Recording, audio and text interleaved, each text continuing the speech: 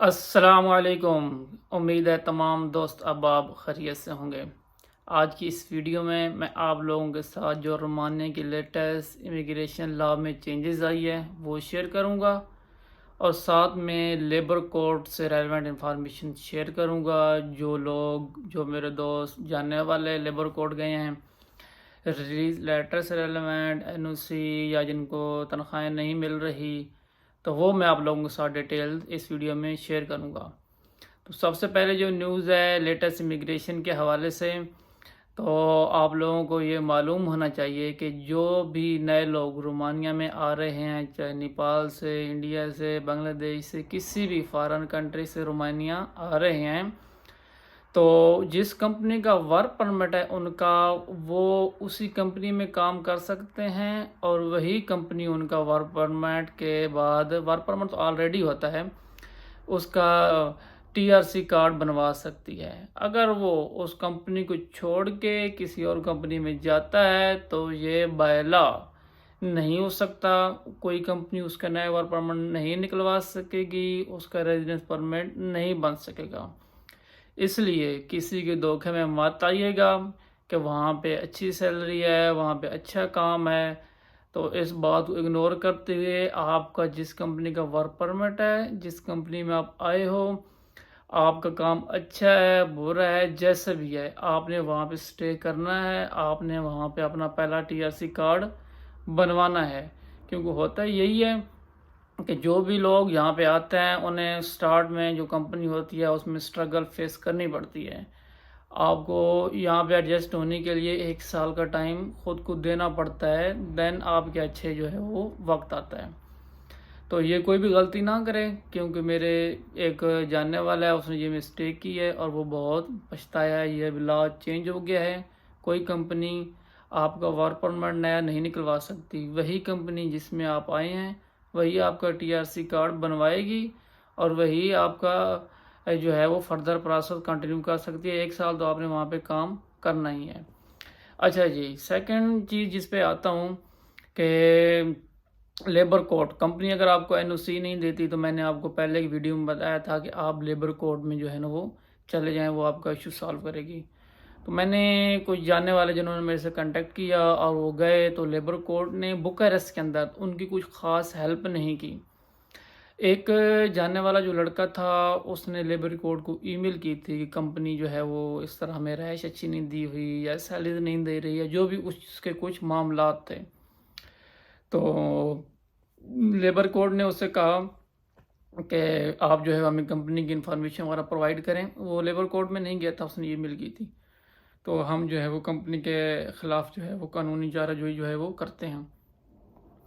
تو اس نے، میں نے جب اس سے ڈیٹیل وغیرہ پتہ کی، تو اس نے مجھے کہا کہ لیبر کوڈ نے مجھے کچھ رسپانس نہیں کیا۔ میں نے کہا مجھے ای میل سینڈ کرو۔ جب اس نے مجھے ای میل سینڈ کی تو میں نے انفارمیشن دیکھی، تو اس میں یہ لکھا ہوا تھا کہ ہم کمپنی کے خلاف قانونی چارہ جوئی کرتے ہیں، آپ ہمیں کمپنی کی ساری ڈیٹیل جو ہے وہ پرووائڈ کرو۔ لیکن اس نے جسٹ ای میل دیکھا، ای میل آئی، اس نے فلی ریڈ نہیں کی، اور اس نے کہا ٹھیک ہے، اوکے۔ اچھا، میں آپ لوگوں کے ساتھ اپنا پرسنل ایکسپیرینس شیئر کروں گا کہ میں جس سٹی میں پہلے کام کرتا تھا، ہم 7 لڑکے تھے وہاں پہ، تو ہمیں تنخواہیں جو ہیں وہ نہیں مل رہی تھیں۔ پہلے مہینے کی انہوں نے تنخواہ رکھ لی، دوسرے مہینے جو ہے انہوں نے ہمیں آدھی تنخواہیں دیں، تیسرے کی تنخواہ نہیں ملی، چوتھے کی نہیں ملی، 5ویں مہینے کی نہیں ملی، تو ہم روزانہ سٹرائک کر کے جو ہے وہ بیٹھ جاتے تھے۔ تو تنخواہیں نہیں دے رہے، ہم کہتے تھے ہم کام نہیں کرتے۔ کرتے کرتے ایسا ہوا کہ انہوں نے ہمارا جو ہے نا وہ فوڈ بھی بند کر دیا۔ تو جب ہم تو پہلے بڑا خاموشی سے یہ سارا چیزیں ہارڈ سے برداشت کرتے رہے، لیکن جب وہ ہمارا TRC کارڈ آیا تو ہمارے اندر جان میں جان آ گئی۔ تو TRC کارڈ ملتی چلے گیا ہم لیبر کوڈ میں جا کے ہم نے کمپلین کی۔ تو وہاں پہ جس سٹی میں وہ امیگریشن والے تھے نا، لیبر کوڈ والے، اگلے دن ہی وہ ہماری کمپنی میں پہنچ گئے پولیس کے ساتھ کہ ان لڑکوں کو آپ سیلریز کیوں نہیں دے رہے۔ تو اسی دن ہی جو ہے ہمیں، ہماری جو ایجنسی تھی ریلیونٹ جس کے تھرو ہم آئے تھے، اس سے کالیں موصول ہونا شروع ہو گئی۔ جو لائر تھا، وہ جو سپروائزر تھا، وہ تو سب کی کالیں آنے شروع ہو گئی، آپ اس ڈیٹ کو آئیں، آپ کی ساری تنخواہیں جو ہیں وہ کلیئر کریں گے۔ تو ہم اس ڈیٹ پہ گئے، لائر بھی آیا ہوا، جو کمپنی کا آنر تھا وہ بھی، اس کے علاوہ ہمارا جو ریلیونٹ پرسن تھا ایجنسی سے وہ بھی آیا ہوا۔ تو انہوں نے ہماری ساری سیلریز جو ہے نا وہ ہماری واپس دے دی. واپس کیا، انہوں نے ہمیں دے نہیں دی، انہوں نے ہماری سیلریز جو ہیں وہ دے دی. یہ میرا تھا پرسنل ایکسپیرینس جو میں نے آپ لوگوں کے ساتھ شیئر کیا کہ اگر آپ لیبر کوڈ میں جاتے ہیں تو لیبر کوڈ جو ہے نا وہ آپ کی ہیلپ کرتی ہے، لیکن آپ اس پروسیس کو سارا فالو کریں، آپ کے پاس تمام تر ڈاکومنٹس موجود ہوں، آپ ایک لیگل وے سے جائیں.